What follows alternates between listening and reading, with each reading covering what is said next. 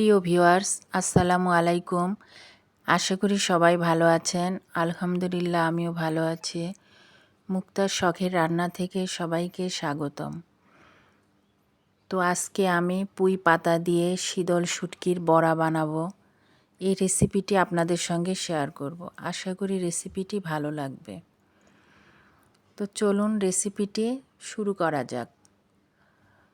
তো আমি এখানে শুকনা মরিচ নিয়েছি। শুকনা মরিচগুলো পাটায় পিষে নিব। এটা যাদের হাত জ্বলে তারা এইভাবে না বেটে ব্লেন্ডার করে নিতে পারেন, বা হাতে গ্লাভস পরে করতে পারেন, না হয় কিন্তু হাত জ্বলবে। তো মরিচটা একটু পিষে নিয়ে এখন আমি রসুন পিষে নিব।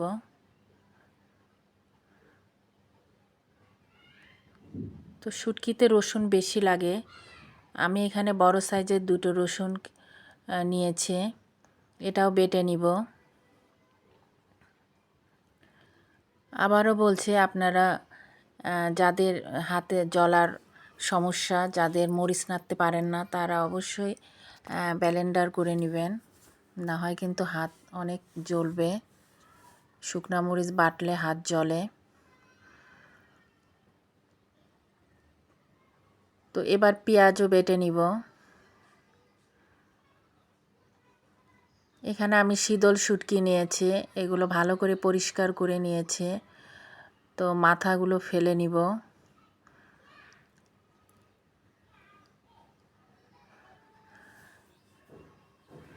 এখন এই শুটকিগুলো বেটে নিব।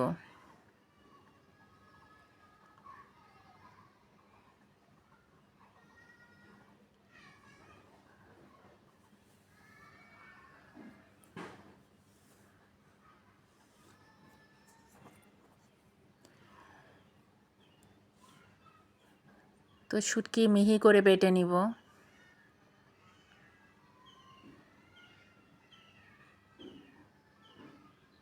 শীতল শুটকি নরম থাকে, বেশি সময় লাগে না বাটতে।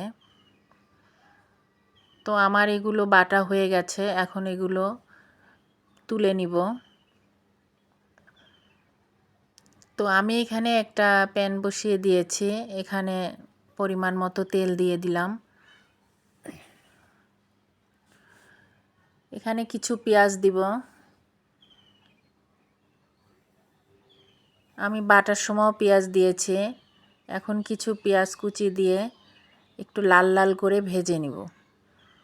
নিয়ে বেটে রাখা শীতল মরিচ, রসুন, পেঁয়াজ এগুলো দিয়ে নাড়তে থাকব। পরিমাণ মতো লবণ দিয়ে দিব। দিয়ে সামান্য পানি দিয়ে এটা ভালো করে কষিয়ে নিব।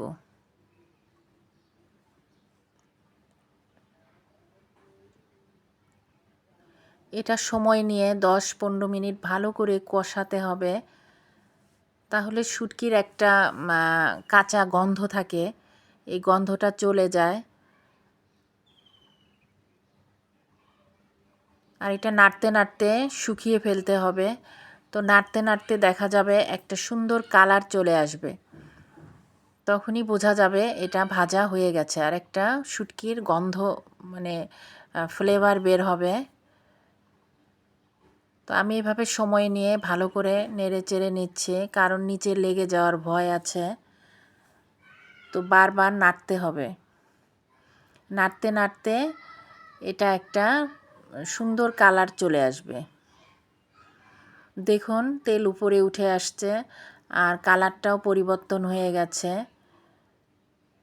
তো এই পর্যায়ে আমি আরেকটু ভেজে নিব।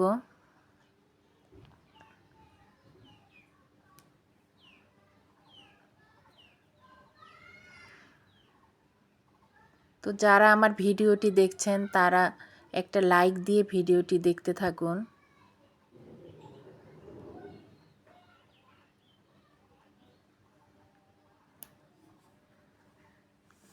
তো এখন আমার এগুলো ভাজা হয়ে গেছে। আমি এখন শীতল শুটকি তুলে নিব। নিয়ে এখানে আমি পুঁই পাতা নিয়েছি, একটু বড় সাইজের পাতা নিয়েছি। এখান থেকে পাতা থেকে বোটাগুলো এভাবে ছিঁড়ে নিব, নিয়ে এখানে পাতা ডবল করে নিব। তো এখানে আমি একটি পাতাতে শুটকি দিয়ে দিলাম।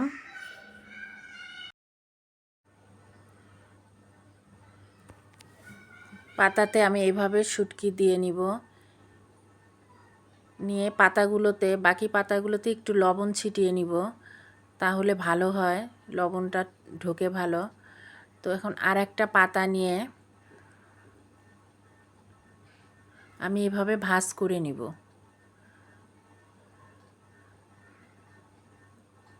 এভাবে মুড়িয়ে নিব। তো আরেকটা দেখিয়ে দিচ্ছি।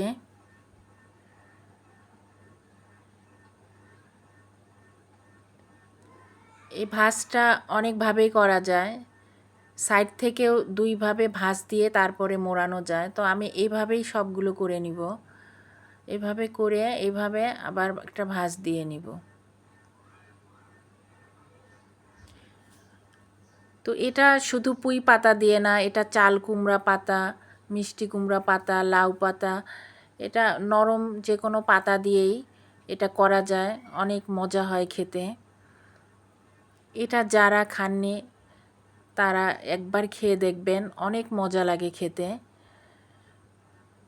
তো এখানে আমি পুঁই পাতা দিয়ে করছি, আপনারা চাইলে চাল কুমড়া পাতা দিয়েও করতে পারবেন।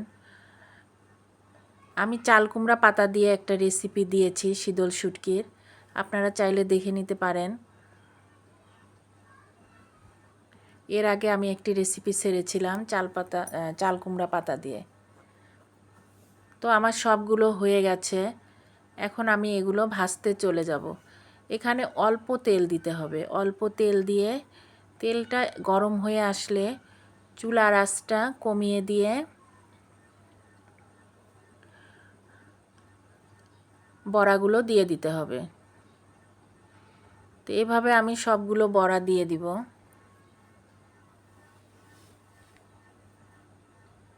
এটা এক পিঠ যখন হয়ে যাবে তখন পাতা আর খুলবে না।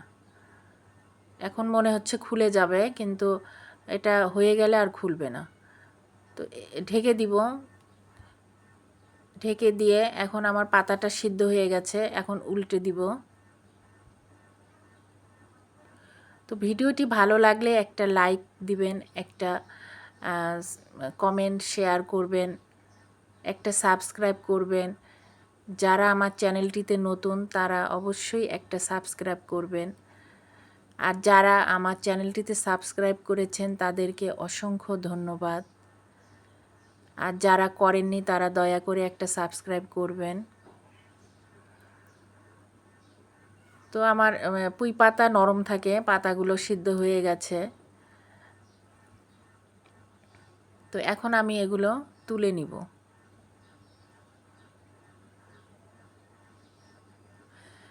আমার সবগুলো বড়া ভাজা হয়ে গেছে। এটা খেতে অনেক মজা লাগে। তো যারা এটা করে খাননি তারা এটা করে খেয়ে দেখবেন, অনেক ভালো লাগবে। তো আশা করি রেসিপিটি ভালো লেগেছে। তো রেসিপিটি ভালো লাগলে অবশ্যই একটা লাইক দিবেন। তো সবাই ভালো থাকুন, সুস্থ থাকুন।